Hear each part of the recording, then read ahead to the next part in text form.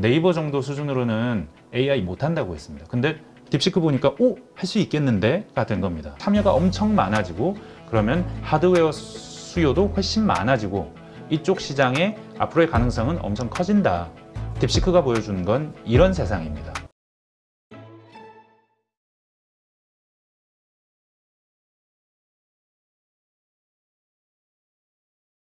딥시크죠. 중국에서 내놓은 이제 생성형 언어 모델인 건데 차기 추론 모델 R2를 예정보다 이제 앞당겨서 좀 공개하겠다라고 했습니다. 요거에 네. 대한 배경은 뭐라고 볼 수 있을까요? 돈이 되기 때문이죠. 경쟁력을 확인했기 때문이죠. 네.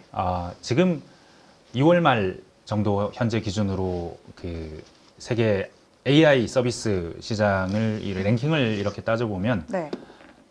처음에는 사실 1월 초 중순에 R1이 나왔을 때는 바로 막 다운로드 1위하고 엄청난 트래픽이 몰리고 그랬는데 지금은 그 정도로 폭발적이지는 않지만 한 4등, 3등, 4등 이 정도 되는 것 같습니다. 1등은 뭐 압도적으로 챗GPT고요. 근데 놀랍게도 그 밑에 있는 회사들이 중국의 바이트댄스, 터키 회사, 중국 회사, 싱가포르 회사 이런 회사들입니다. 네. 그러니까 AI 시장이 우리가 생각하는 것보다는 상당히 다양한 플레이어들이 있다. 그들 가운데 딥시크가 한 3, 4등 굉장히 잘하고 있다. 근데 이렇게 잘하고 있으니 앞으로 좀 더 많은 시장을 차지하려는 노력은 뭐 격화될 수밖에 없는 거고요. 그리고 낼 수 있으면 당연히 가장 빠르게 내서 가장 많은 고객을 향해서 서비스를 하면서 그러면서 아시겠지만 AI는 학습하면 학습할수록 그리고 또 이렇게 고객들이 사용하면 할수록 더 좋아지니까 네. 좀 더 빠르게 발전하는 방법은 조금 더 빠르게 새 모델을 공개하는 거겠죠.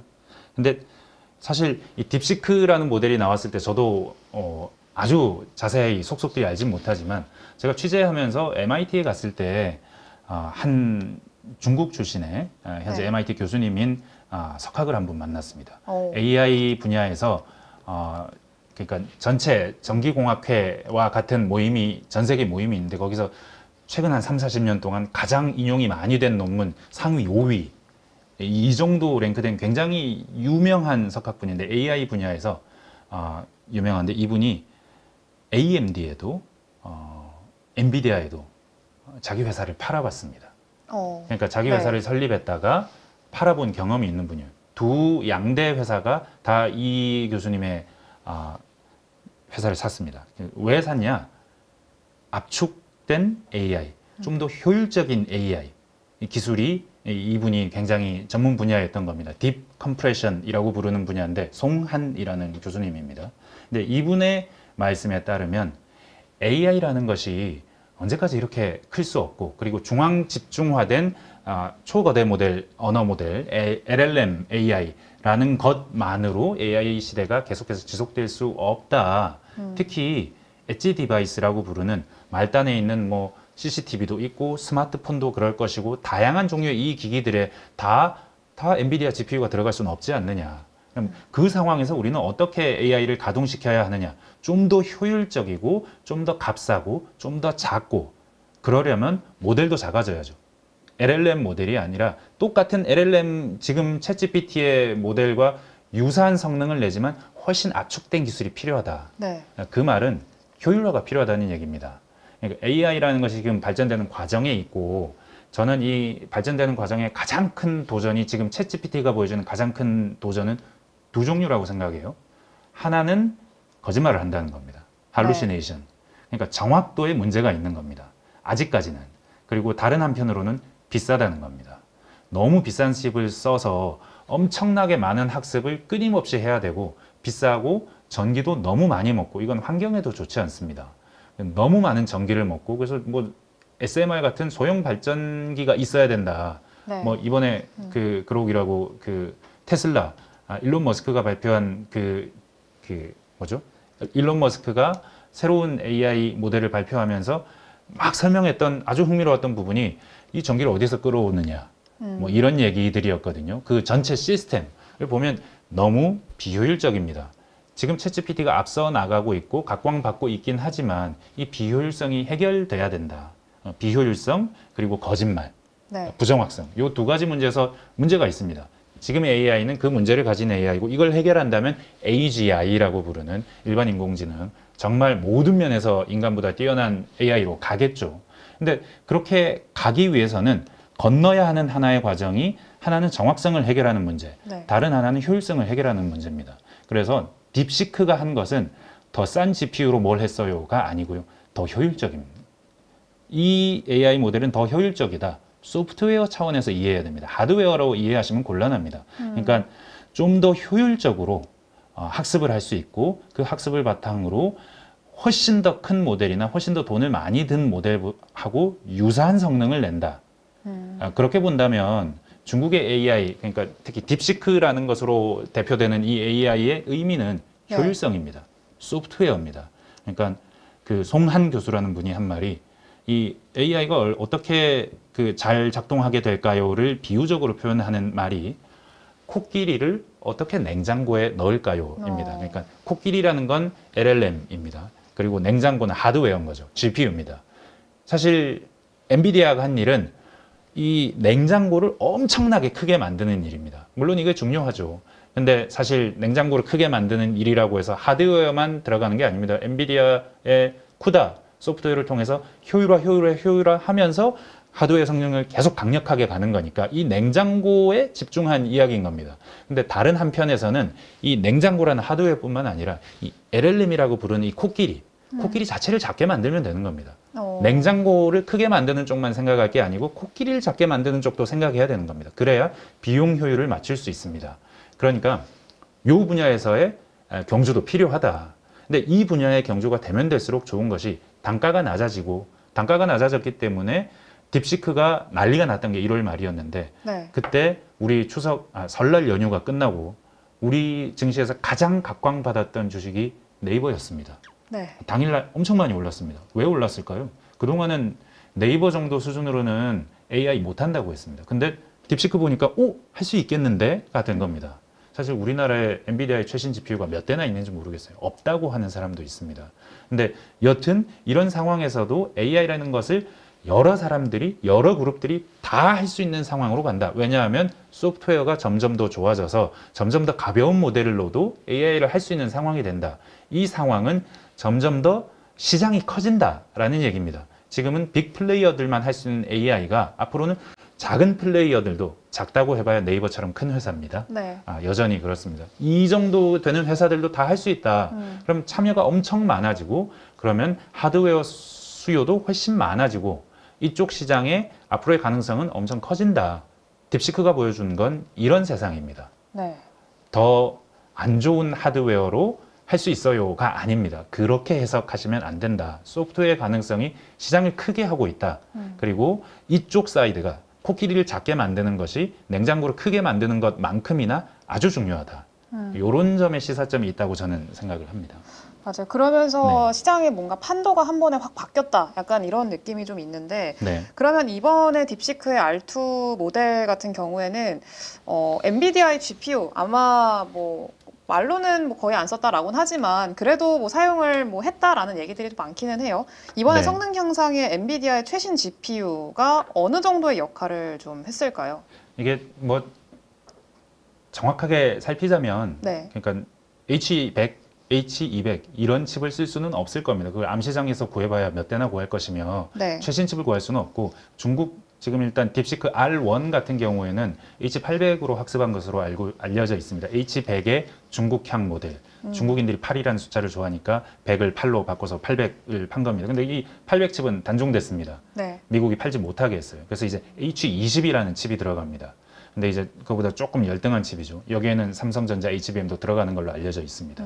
그러니까 이런 식으로 좀 덜 좋은 GPU를 쓴 건 분명합니다. 그래서 이 덜 좋은 GPU를 썼지만 다만 엄청나게 큰 학습을 시키지 않고 일부에서는 뭐 디스틸트, 증류를 해서 챗GPT의 데이터를 막 그렇게 막 빼내서 챗GPT에 어항해서 뭔가를 빼내서 했다는 얘기도 있고 다른 종류의 소프트웨어적인 압축 기술이 쓰여졌다는 얘기도 있고 결국 이 얘기는 뭐냐면 AI의 구동에 있어서 가장 중요한 두 개의 기능을 보자면 일단 학습을 해야 되고 AI가 학습을 해야 데이터가 많아져야 아는 것이 있을 것이고 그걸 바탕으로 사용자가 프롬프트, 질문을 쳤을 때 거기에 답을 해주는 이 추론의 과정, 인퍼런스, 트레이닝과 인퍼런스 크게 두 부분으로 나뉘는데 트레이닝은 그동안 엔비디아의 최신 GPU가 없으면 느려진다, 뒤처진다라는 것이 그동안의 대체적인 이야기였다면 없어도 할 수 있을 수도 있다. 효율적으로만 꾸민다면 하는 것을 딥시크가 보여줬고 근데 이 보여줬다는 것은 우리가 따라할 수 있다는 얘기이기도 합니다. 사실 중국 AI 업체들은 대부분의 자기들의 업적을 논문으로 다 발표하고 공개하고 있습니다. 그렇죠. 그 부분들을 보면 우리가 어떻게 따라갈 수 있는지 뭐 이런 부분들도 있을 것이고요. 다만 어떻게 앞으로 이 학습 부분에 드는 비용이 적어졌다면 추론에서 특화할 것인가. 사실 딥시크가 뛰어나다는 부분들은 이 추론 부분이고 인퍼런스고 사실 여기에는 엔비디아나 메타나 챗GPT 만든 오픈AI 못지않게 돈을 썼을 수 있다는 얘기도 있습니다. 막 5천억, 6천억 썼을 수 있다는 얘기도 있습니다.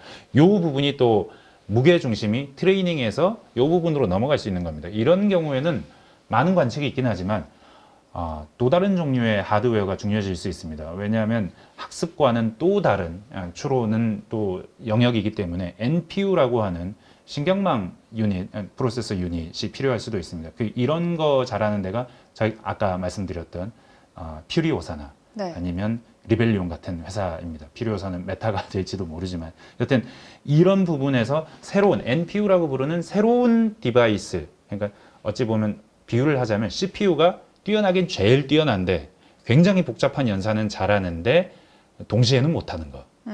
GPU는 여기가 대학 교수님이라면 여기는 한 뭐 중학생, 고등학생 정도 될까요? 수학 굉장히 잘하는 중학생, 고등학생이 한 3, 40명이 무더기로 있는 것이 GPU라면 요런 관계로 CPU와 GPU 관계를 비교했는데 NPU를 여기에 넣어서 비교를 한다면 여기에 산수만 잘하는 초등학생 수백 명 요런 관계인 겁니다. 그러니까 추론에 필요한 종류의 어떤 그 연산에 단순한 연산에 매우 특화되어 있는 요런 종류의 칩들 훨씬 쌉니다. 네. 훨씬 싸고 훨씬 더 많이 쓸 수 있죠.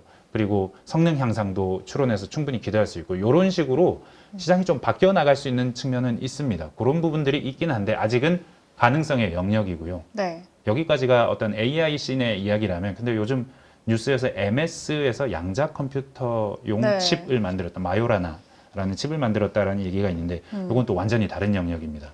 사실 인간이 계속해서 더 좋은 연산 장치를 만들려는 노력이 끝없이 이어지고 있는데 네. AI 분야에서 성과가 없을 거라고 하다가 갑자기 챗GPT가 나와서 이 어마어마한 성과가 있어서 오, 길은 AI인가 봐 하고 지금은 완전히 AI가 장악하고 있지만 아까도 말씀드렸듯이 거짓말을 한다.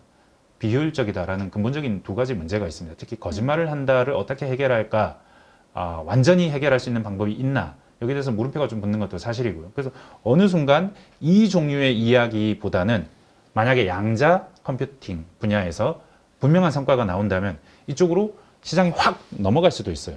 근데 이건 어디까지나 가능성일 뿐이지만 특히 마요라나가 얼마나 좋은 칩이냐 실제로 뭐 구현이 되는 칩이냐에 대해 의문도 있긴 하지만 중요한 거는 요 분야로 넘어가게 되면 메모리의 역할이 완전히 달라진다는 겁니다.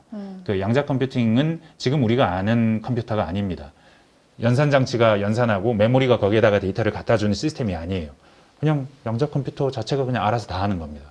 그 말은 메모리의 중요성이 GPU 시스템하고는 비교할 수 없을 정도로 적어진다는 겁니다.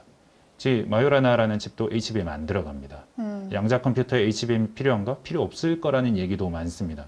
메모리가 전달해줄 필요 없이 알아서 저장도 하고 계산도 하고 뭐 모든 게 다 동시에 뭐 요 연산 장치에서 돌아간다. 완전히 지금의 로직과는 폰 노이만 구조하고는 다른 구조로 양자 컴퓨터가 돌아간다. 그렇게 된다면 완전히 또 다른 세상이죠. 그렇게 되면 지금은 또 HBM이 각광받지만 그때 되면 무엇이 각광받을지 몰라요. 어쩌면 메모리 자체가 중요성이 줄어들고 그 양자 컴퓨터는 굉장히 낮은 온도에서 절대 온도 0도에 가까운 273도에 가까운 온도에서 작동해야 되기 때문에 온도를 유지하는 기술이나 소재 이쪽이 더 중요해질지도 모릅니다.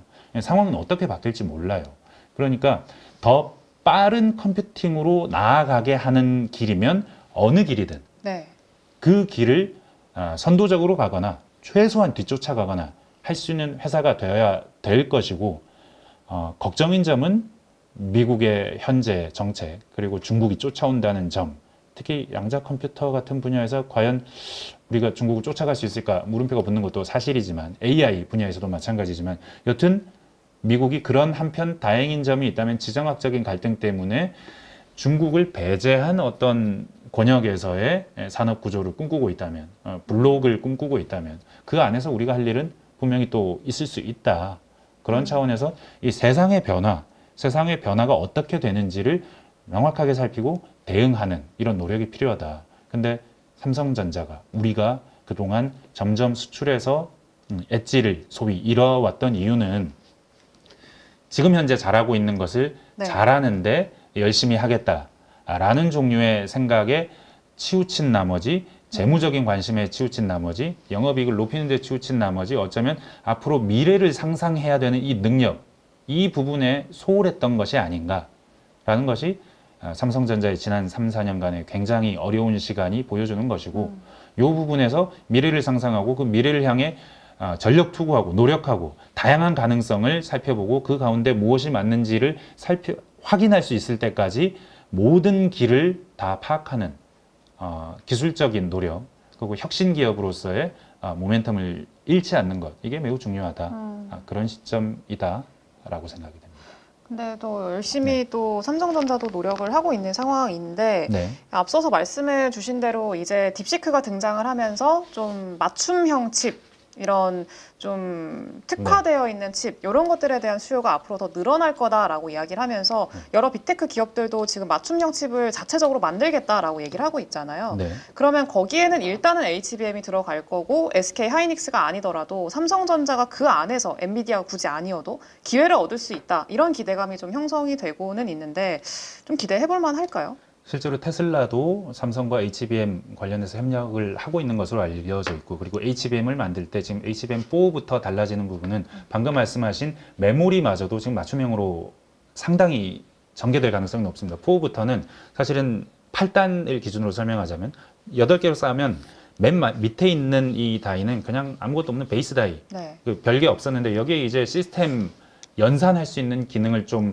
일부 넣는, 그렇게 해서 메모리 안에서 일부 가벼운 연산은 돌아갈 수 있게 하는, 그리고 이것을 커스터머가 원하는 방향으로 커스터마이징 해주는 그런 방향으로 HBM4가 맞춤형으로 넘어가고 있습니다. 사실 잘 보시면요, 메모리 산업은 범용 메모리를 엄청 많이 찍어서 벌크로 납품하는 산업이었는데, HBM이 보여준 것은 맞춤형, 네. 특히 패키징이 필요한, 그러니까 그동안 범용 상품과는 다른 가능성을 보여준 건데, 4가 보여주는 상황은 이것이 좀 더 맞춤형에 가깝게 다가가는, 어떤 면에서 보면 메모리마저도 지금 맞춤형 세상으로 가고 있는 겁니다.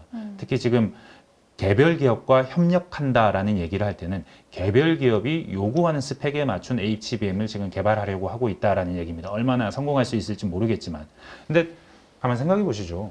HBM이라는 것이 개별 D램을 이렇게 물리적으로 본드 같은 걸 붙여서 이렇게 네. 쌓는 겁니다. 굉장히 임시 방편처럼 느껴지지 않나요? 저는 그렇게 느꼈습니다. 이게 하나의 회로기판 안에서 실리콘 위에서 해결이 된다면 그렇게 할 필요가 없는데, 안 되니까 지금 그렇게 하고 있는데, 근데 다른 방법은 없을까? 붙이는 것만이 능사일까? 앞으로 어떻게 변해갈까? 모르겠어요. 그렇게 본다면 앞으로 변화가 어떤 방향에서 어떻게 일어날지 모르지만, 분명한 것은 HBM이라는 그 제품의 특성, 그리고 4E로 나아가면서 변화하는 특성을 보면 맞춤형으로 간다는 겁니다. 지금까지는 메모리 비즈니스는 IDM 비즈니스입니다. 하나의 통합된 회사가 설계부터 제조와 패키징, 그리고 뭐 검사 이런 것까지 다 해서 마케팅까지 해서 다 파는 거였는데, 앞으로는 점점 더 이 메모리 비즈니스 역시 파운드리 성격을 띨 가능성이 높습니다. 지금은 연산칩만 빅테크 회사들이 설계를 해서 그걸 TSMC에 맡기는 세상이지만, 메모리마저도 그런 세상으로 갈 가능성이 높아요. 그렇다면 그 상황에 적응할 필요도 있을 것이고, 삼성이 모든 걸 혼자 다 할 수 없는 상황이 올 수도 있는 겁니다. 근데 다행인 점이라고 하면 여전히 중국을 제외한 권역에서 메모리 회사는 3개뿐이다. 이 세 개 회사가 그 세상에서도 여전히 좀 주인공일 가능성이 높다. 왜냐하면 너무 많은 돈이 드는 사업이고 그러면서 실패 확률도 매우 높기 때문에 추가 플레이어가 중국처럼 정부가 도와주지 않으면 있을 수 없다. 그런 측면에서 보자면 다행스러운 측면은 있으나 메모리 비즈니스는 지금까지는 IDM이었으나 앞으로는 변화할 가능성이 매우 높다. 변화한다면 어마어마한 변화가 될 것이다. 왜냐하면 삼성전자라는 회사는 이 IDM 비즈니스를 하던 회사이고 바운드리를 잘 못해서 위기를 겪는 회사인데 본진이던 IDM을 하던 메모리마저도 바운드리 형식으로 점점점 넘어간다면 이것 또한 당연히 큰 도전이 되지 않겠습니까? 네. 그러니까 그런 측면에서는 도전이기도 하고 다만 여전히 플레이어는 셋뿐이다. 그리고 삼성이 지난 몇 년간은 좀 어려웠지만 여전히 지금도 업계 얘기를 들어보면 그렇다고 해서 삼성이 기술적으로 완전히 낙오했다고 보는 사람들은 아무도 없는 것 같아요. 특히나 가장 큰 회사기도 하고 여전히 점유율도 가장 높고 매출도 가장 큰 회사이기 때문에 그 말은 한국도 여전히 가능성이 있다.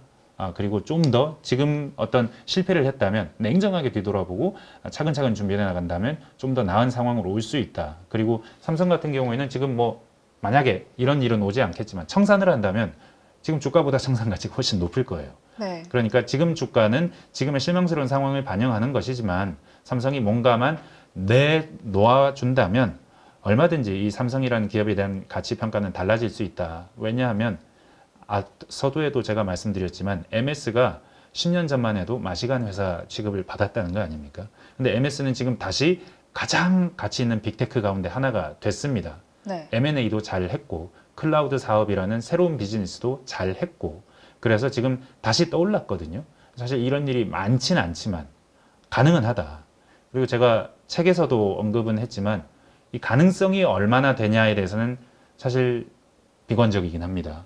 통계적으로 보자면 비관적이긴 합니다. 아주 크던 기업이 굉장히 성장의 정체를 겪으면 87% 정도는 사멸한다. 정체되었다가 꺾인 뒤에 다시 일어서지 못한다는 게 미국에서 포천 100대 기업에 들었던 기업 500개를 역사적으로 연구해서 내놓은 결과입니다. 11%만 그 정체 상태를 극복하고 올라간다는 거예요. 굉장히 확률은 낮습니다. 근데 가능은 하다는 겁니다. 9분의 1은 된다는 것이고 다른 한편에서는 미국에서는 한 기업이 잘하다가 망할 수 있고 망하면 다른 기업이 나타나고 완전 경쟁 시장이고 시장이 엄청나게 크고 혁신을 선도하고 있기 때문에 가능한데 대한민국은 삼성이라는 회사 아니면 수출에 주력하던 이 산업 구조가 완전히 만약에 놓아진다면 남은 가능성이 있을까? 라는 점에 질문을 던져봐야 됩니다. 그러면 저희는 지금 현재 유지하고 있는 산업은 반드시 지켜야 된다. 그러기 위해서는 일단 삼성이 가장 크게 노력해야 될 것이고 삼성이 혁신을 하지 않으면 밖에서 아무리 돈을 줘도 아무리 규제를 완화해줘도 소용이 없을 겁니다. 네. 혁신으로 나아가는 길목에 빨리 복귀해야 된다.